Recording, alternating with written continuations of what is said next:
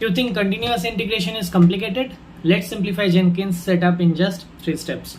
Step 1. Install Jenkins. Start by downloading and installing Jenkins from the official website. It's straightforward and available for all major operating systems. Once installed, launch the Jenkins and complete the initial setup wizards. You will need to install the Jenkins recommended plugins to get the thing started. Step 2. Configure your Jenkins job. Create a new job by clicking on New Item. Choose Freestyle Project and give it a name. In the job configuration, connect your source code repository by adding the repository URL under the source code management section. Set up the build triggers to define when Jenkins build should trigger, like after each commit or at scheduled time. And step 3, define build steps. Under the build section, add build steps that match your project. For example, if you are using Maven, add an invoke top level Maven project build step. You specify the goal like clean build, and you can add additional steps like running test or deploying artifact.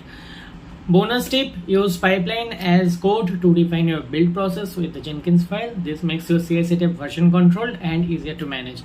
With Jenkins, continuous integration is not as daunting as it seems. By following these simple steps, you will have a robust CI pipeline up and running in no time. So if you found this tip helpful, follow me for more tips on automation and CI/CD practices. See you next time.